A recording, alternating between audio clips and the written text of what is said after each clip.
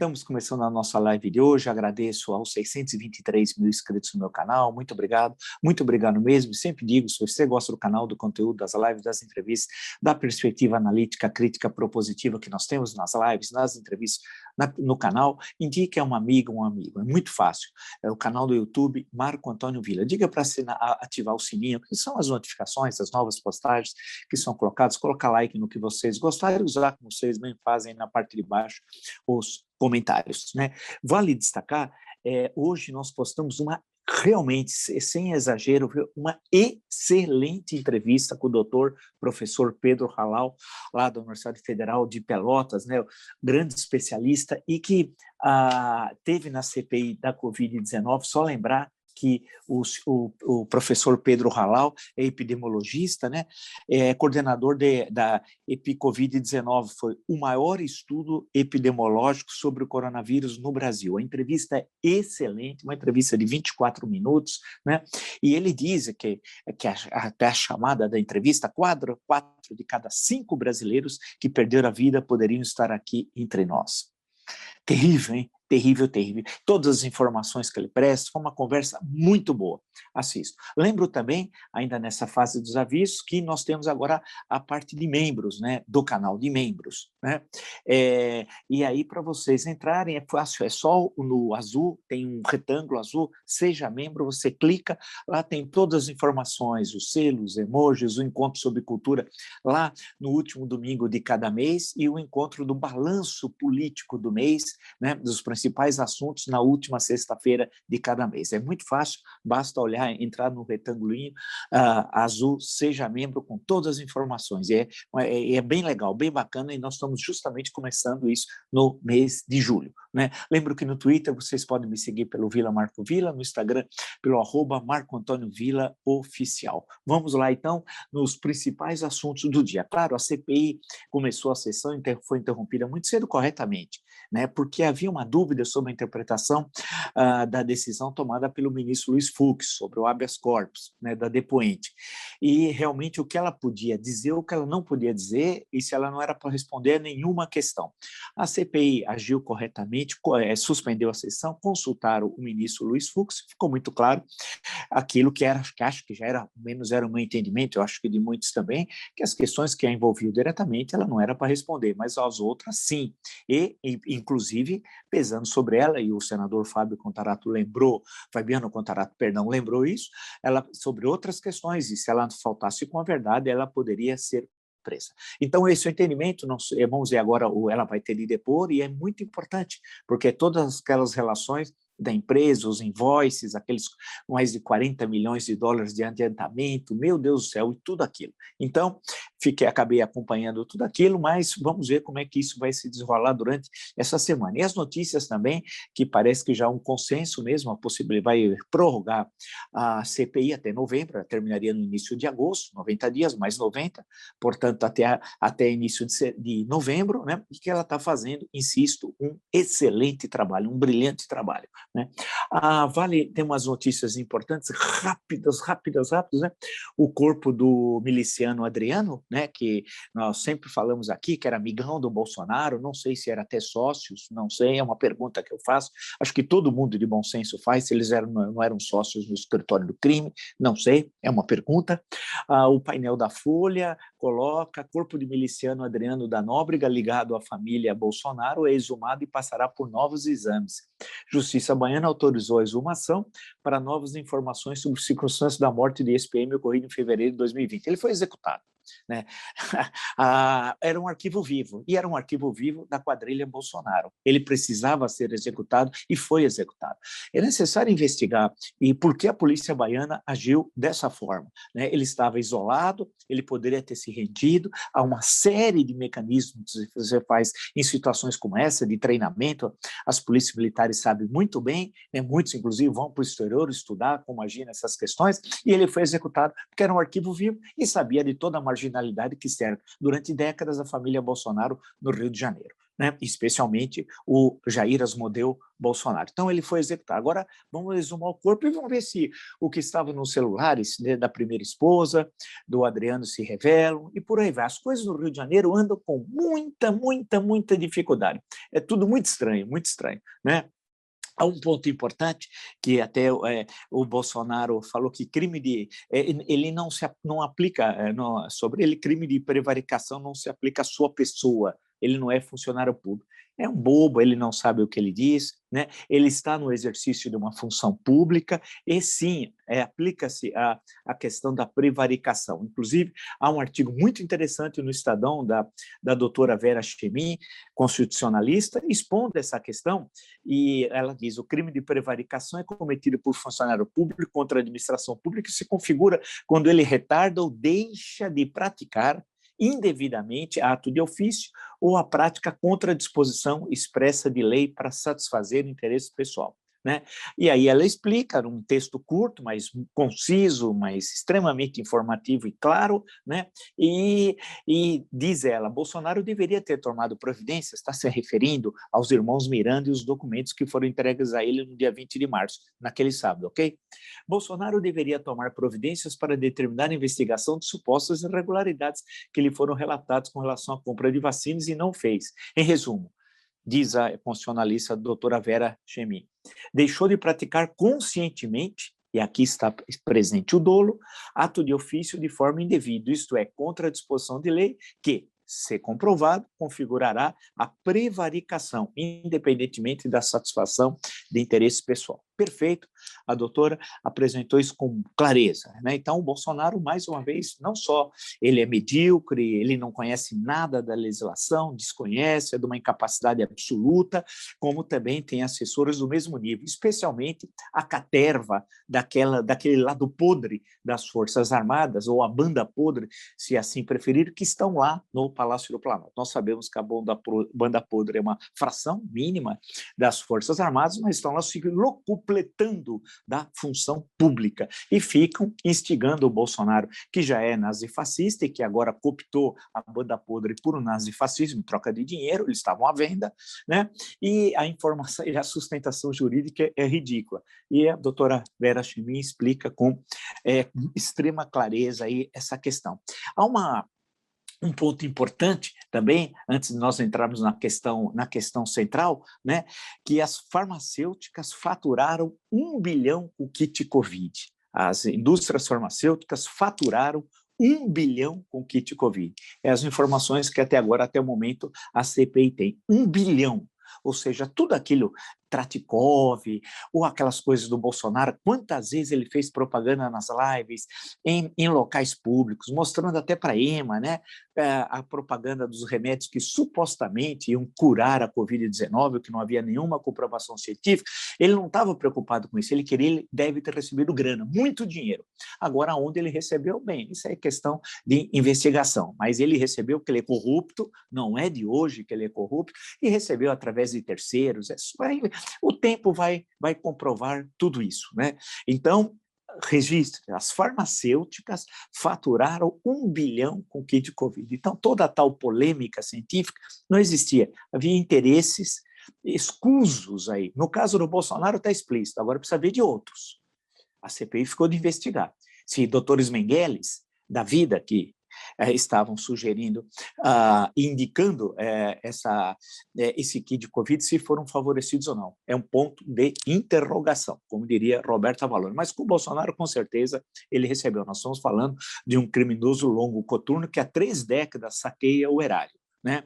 Então, e vive distorções. E provavelmente, né, será que era sócio do Adriano? Com bem provável que fosse sócio lá no escritório do crime. É o que indícios robustos foram apresentados até hoje, né? E nunca foram até o fundo investigados, porque no Rio de Janeiro não anda. Não anda por quê? Aí tem ligações que precisavam ser devidamente esclarecidas. No Rio de Janeiro as coisas só se resolvem constitucionalmente, usando a Constituição, com intervenção federal. Isso está aqui, reza a Constituição. Se vocês pegarem a Constituição de 1988, ela é muito clara quando ela trata da questão da intervenção federal. Isso está aqui nos artigos, só para vocês consultarem, artigos 34, né, artigo 35 e artigo 36. São 3 artigos que no capítulo 5º, seção 2, capítulo 6º, perdão, da seção 2, dos territórios, depois vem da intervenção. E aqui está muito claro, a União não intervirá, como ela não intervirá, e apresenta as situações de intervenção, e elas se aplicam exatamente aos Estados, perdão, eu falei os Estados Unidos, justamente ao Rio de Janeiro, né? Assegurar a observância dos seguintes princípios constitucionais, eu estou no artigo 34, a forma republicana, sistema representativo e regime democrático, direitos da pessoa humana, que é o caso, né? Autonomia municipal, prestação de contas da administração pública, aplicação do mínimo, etc., etc., etc. Isso se aplica à questão toda que se coloca no caso do Rio de Janeiro, é cumprir o que dispõe a Constituição, porque a estrutura de Estado tem problemas gravíssimos, para dizer o mínimo tal. Lembrar também, e aqui insisto, me parece essa é uma questão muito importante, eu até falei ontem, mas tem de retomar hoje, que eu não vi isso nas análises políticas, a não ser nesse espaço, que o encontro do presidente do STF, Luiz Fux, com o presidente da República, foi absolutamente incorreto, indevido e inapropriado. Inapropriado seria a melhor expressão. E por quê? Ele atacou violentamente o ministro Luiz Roberto Barroso, chamou de pedófilo, chamou de imbecil e chamou de idiota. Inacreditável, pedófilo, imbecil, idiota. E o ministro Luiz Fux, ao invés de ter exigido que o presidente da República pedisse desculpas, e aí sim haveria um encontro entre o presidente do Judiciário Federal e o presidente do Executivo Federal, não o fez. Foi se encontrar e disse que durante 20 minutos, diz alguns, teria passado um pito, como se fosse um mau aluno do Bolsonaro. Que ridículo, que versão pobre, medíocre analiticamente, mas é o que está por aí. Por isso que esse espaço aqui é diferente. E aí o Bolsonaro disse, não pretendemos sair dos limites da Constituição. Ele diz o contrário há meses, há anos, há anos. Isso daqui é ridículo. Na verdade, agiu muito mal o ministro Luiz Fux, né? Não deveria ter recebido. É necessário colocar uma linha e dizendo ao Bolsonaro, basta, chega, esse é o limite, daqui você não passa. E a partir dali, efetivamente, ter uma nova relação republicana entre o judiciário e o executivo. Porém, o ministro Luiz Fux deu corda, porque o que aparece para os seguidores do nazifascista? Que ele tem razão, que o ministro Luiz Barroso é pedófilo, é imbecil, é idiota, que o STF está corrompido, é assim que passa. Poxa vida, né? Está na hora de se estabelecer os limites. Como no Congresso Nacional ainda não tem condições de estabelecer esses limites, já no Senado, sim, porque eu já estou sentindo que o Rodrigo Pacheco está tirando o time dele de campo, né? E até como uma espécie de pré-candidato do PSD, veja a entrevista de Kassab ao meu canal, como candidato a presidente da República, né? Mas, no caso do Arthur Lira, presidente da Câmara, isso pode tirar o cavalo da chuva, no momento, porque o Arthur Lira também está vendo para onde o vento sopra e tem mudado o tom das últimas declarações, inclusive hoje. Mas o ministro Luiz Fux, como chefe do Judiciário Federal, deveria ter agido de uma outra forma. Agiu de uma forma inadequada, jogou água no moinho do Bolsonaro e queimou, e a instituição porque não é só o ministro G. Grave, o ministro Luiz Roberto Barroso, é a instituição, é o Supremo Tribunal Federal. Foi muito mal esse encontro e o Bolsonaro voltou a fazer palhaçada. E pela manhã, hoje, voltou a atacar o sistema eleitoral. Então, vocês percebam que não dá certo. Quer dizer, que é um equívoco grave, porque isso foi feito com o Bolsonaro durante 30 anos. ele desprezou a Constituição e não agiram com o que determina a Constituição em relação ao criminoso Bolsonaro. Foi deixando, foi dando espaço, ele foi avançando, até chegar o momento em que nós estamos assistindo a uma situação mais grave da história do Brasil republicano, e mais ainda desde a redemocratização de 1988, porque não foi dado um basta, um chega, um para, daqui você não passa. Ele age como os nazistas, insisto, agiram com a Constituição de Weimar na Alemanha, a Constituição de 1919. Tudo que tinha dentro da Constituição eles utilizaram justamente para destruir o Estado republicano construído pela Constituição de 1919. O mesmo se aplica ao Brasil. É engraçado como eles desprezam o texto constitucional, mas quando eles necessitam da Constituição, eles recorrem ao Supremo Tribunal Federal, por exemplo, no caso da CPI da Covid, para ficarem calados, né? E vão recorrer, porque a tendência é agravar-se ainda mais a situação do governo na CPI. Inclusive, tem de chamar os, independente de que seja militar, quem está ocupando o cargo e está envolvido com ações pouco republicanas. Braga Neto tem de ser chamado, Pazuello tem de voltar, Elcio Franco, estou falando de um general de exército, um general de divisão e de um coronel, respectivamente, tem de ser chamado, e se mentir, tem de dar ordem de prisão. Não importa quem seja. Então, o cenário, olha, essa interpretação é aqui, hein? E o cenário é de agravamento das tensões. E é necessário dar um basta ao Bolsonaro. Portanto, Fux, o senhor errou, foi muito mal, né? Agiu de forma inapropriada e jogou água no moinho do nazifascismo, que, evidentemente, por ser nazifascista, odeia o STF, o Estado Democrático de Direito e a Constituição de 88. Queria deixar registrada essa análise, porque isso vai ter consequências. Já teve hoje, com ele outra vez atacando o sistema eleitoral. Portanto, o encontro com o Fux, os tais 20 minutos que ele teria falado ao Bolsonaro, e o Bolsonaro teria como um bom aluno, disse sim, sim, sim, é tudo conversa fiada, isso não se sustenta, né? Veja como as análises são precárias, né, em termos analíticos, vocês encontram por aí algo que eu insisto, nesse espaço não.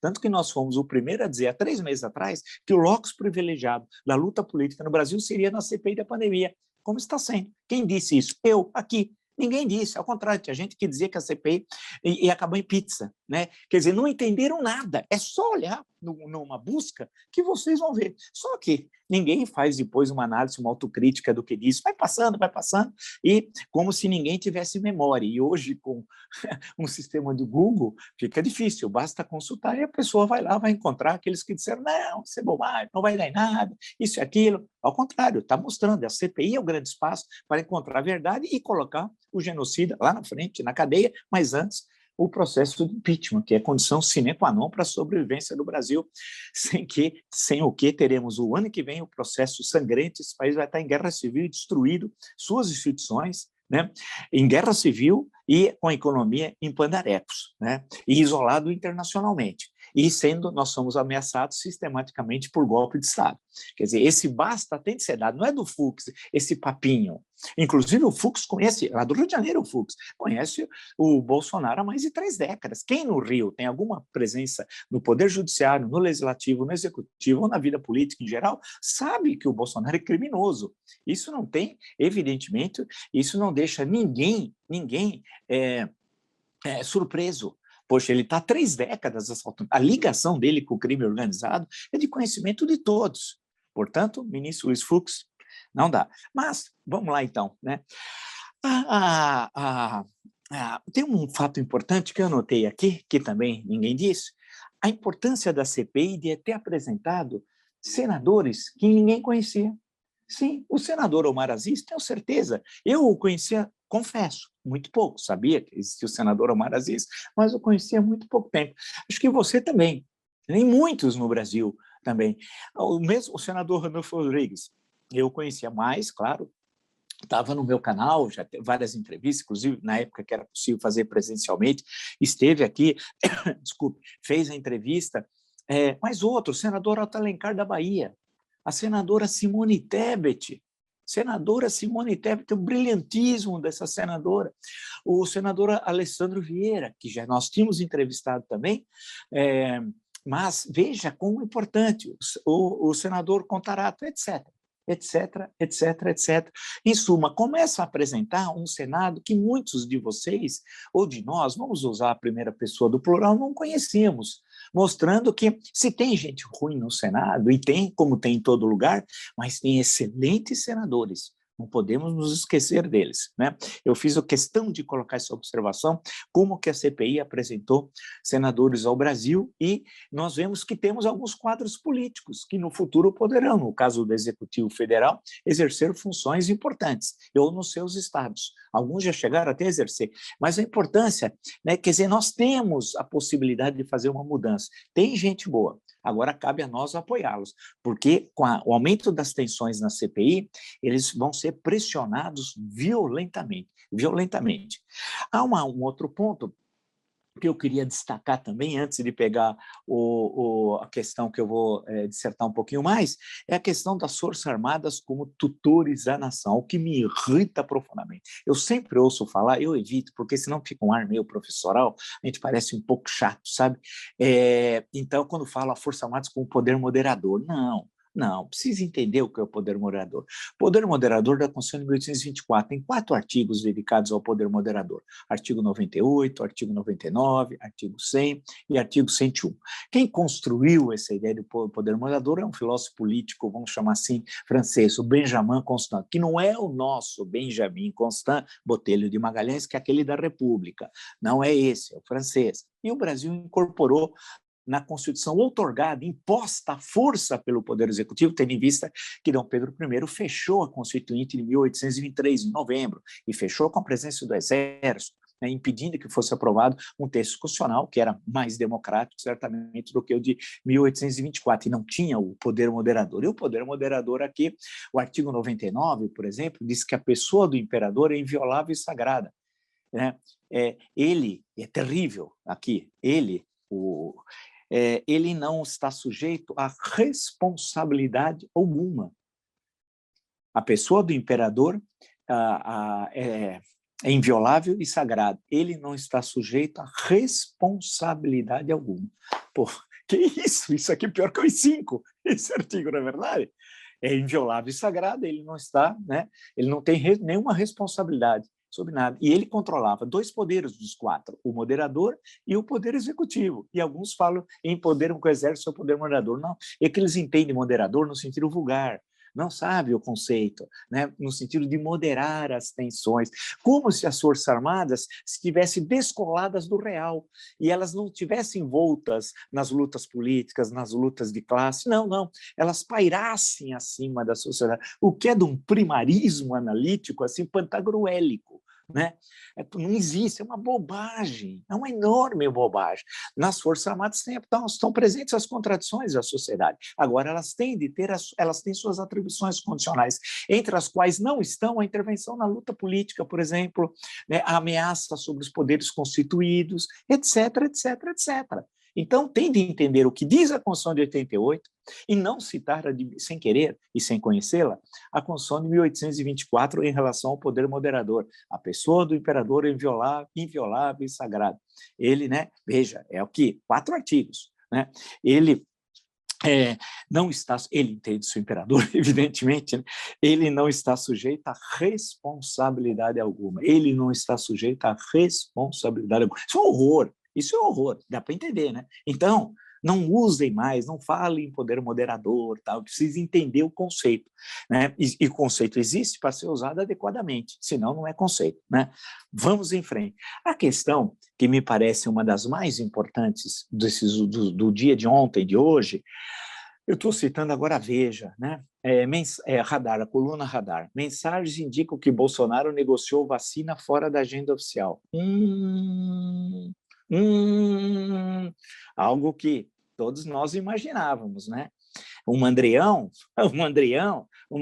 queria fazer uma rachadinha platinum. Grande rachadinha, pô. Vai ficar R$ 2.000, dá trabalho. Ele queria dar um grande golpe. Nós estamos falando de alguém que saqueia o erário há 3 décadas e que viu a grande condição, não estava nem aí com mortes. Para ele é secundário. Ele é um psicopata. Ele queria saber de grana, de dinheiro. Diz a linha fina, encontros com o reverendo, sempre tem um reverendo, em nome de Jesus, sempre tem. Encontros com o reverendo, que representava supostos atravessadores da AstraZeneca, foram registrados em conversas do policial Luiz Paulo Dominguete. Dominguete, o teu celular é de uma ingenuidade, cabo Dominguete. Que ingenuidade, você vai com o teu celular principal, vamos chamar assim, na CPI, Dominguete. Você, de uma ingenuidade, ficou como cabo e ia permanecer como cabo ali, e nas mensagens, dizendo, pô, nós vamos ganhar um dinheirão, vamos deixar de ser pobre, né? Vamos comprar, né, os carros caros, blindados, mansão, estava dizendo aqui nas mensagens, né? Mas não tinha dinheiro para encher o tanque de gasolina. Mas tudo bem. Então, vamos adelante. As mensagens do celular do cabo da Polícia Militar, em poder da CPI, sugerem que o presidente Bolsonaro teria tratado a compra de vacinas com o reverendo Hamilton Gomes de Paula de forma não oficial. Por que de forma não oficial?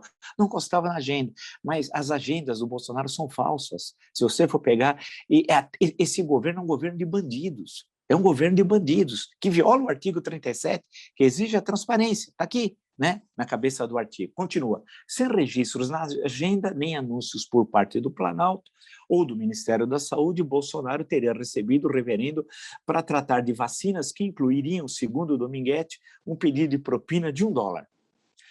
Com a operação, como o radar é a coluna, já revelou, o grupo sonhava em comprar mansão, carro importado e abandonar, entre aspas, vida de pobre. Isso que tem as mensagens. Então, e tem todas as mensagens aqui, né? Dominguete, agora são 5 da manhã no Texas, como que eu vou conseguir o SGS? SGS é um certificado que garante a procedência do produto, né? O reverendo está numa situação difícil, ele ofereceu a vacina no ministério, o presidente chamou ele lá. O presidente chamou ele lá.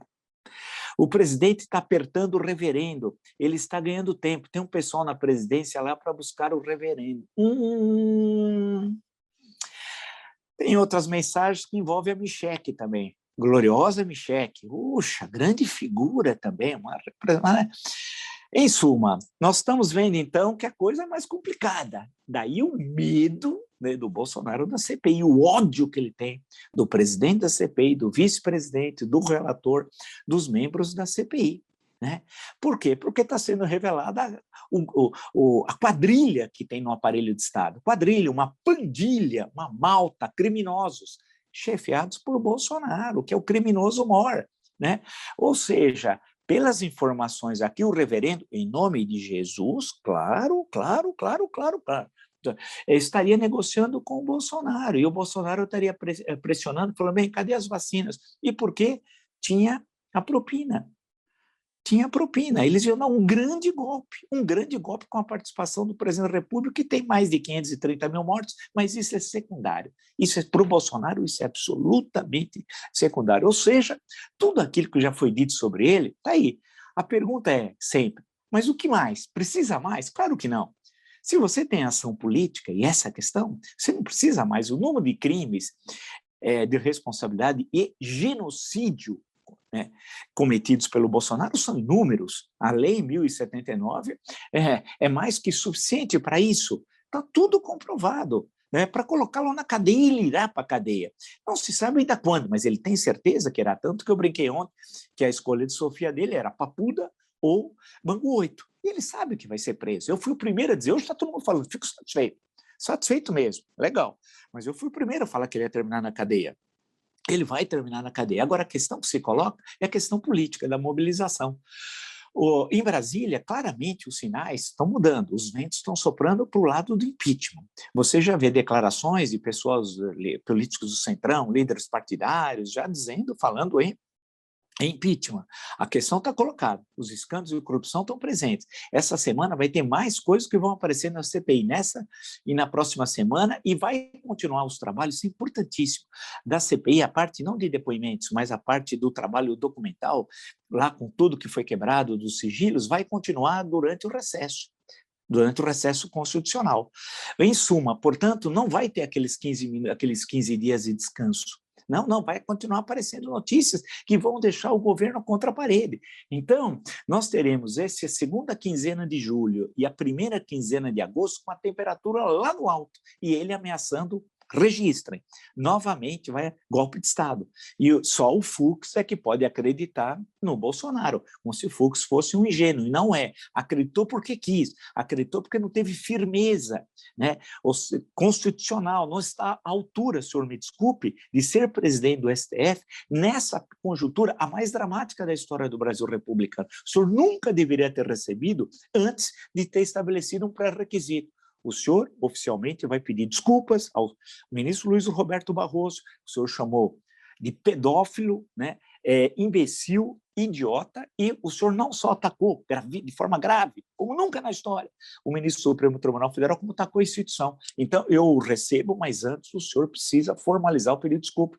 Aí você colocaria a discussão no outro patamar, e o Bolsonaro seria colocado no seu lugar.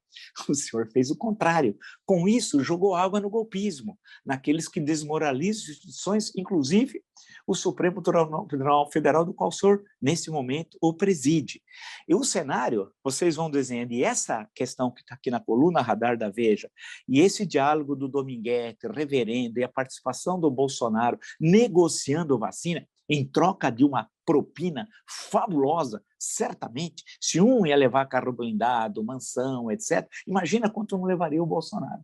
Então, todo esse genocídio, além da tragédia terrível humanitária, tudo que nós vimos, a destruição da economia, havia um planejamento também de dinheiro, de roubo, de ladrão.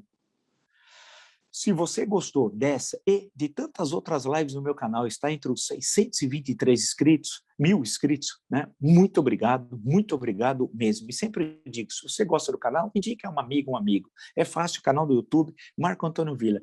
Diga para ativar o sininho, que são as notificações, colocar like no que vocês gostarem e usar a parte de baixo dos comentários para debater, sugerir, discutir, trocar ideias, o que é muito importante. Lembro, a entrevista excelente, insisto, assistam com o doutor Pedro Halal, epidemiologista, e foi o coordenador do maior estudo epidemiológico sobre o coronavírus no Brasil. Ele depôs na CPI da Covid, fez um excelente depoimento, vale destacar. E ele diz que até a chamada manchete, 4 de cada 5 brasileiros que perderam a vida poderiam estar aqui entre nós. Cerca de 400 mil pessoas morreram porque o Bolsonaro decidiu que elas teriam de morrer para ele receber propina. É isso sou eu. Isso não é ele, o entrevistado. Estou dizendo eu. O Bolsonaro planejou essas 400 mil mortes, que não podia não ter ocorrido, para ganhar dinheiro. O que é preciso mais para retirar esse homem pelo impeachment da presidência da República? Mais nada. Mas vejam a entrevista. Por outro lado, criamos parte de membros, né? É um retângulo, azul, diz lá, seja membro, clique, tem todas as informações para fazer, tem lá os selos, tem os emojis, tem um encontro no último domingo no mês falando sobre cultura, temos a parte do balanço político na última sexta-feira, tem todas as informações exclusivas para os membros. Lembro, destaco que continuaremos, e como estamos continuando, com as lives do mesmo formato com as entrevistas. Isso é algo mais, um plus, né? Vamos em frente. No Twitter, pode me seguir pelo Vila Marco Villa, no Instagram, pelo @Marco Antônio Villa Oficial, e lembro que na plataforma de cursos, www.cursodovilla.com.br, tem os 3 cursos que oferecemos: História Política das Funções Brasileiras, História da Ditadura Militar no Brasil, que é fácil. www.cursodovilla.com.br. Nos encontramos amanhã. Até!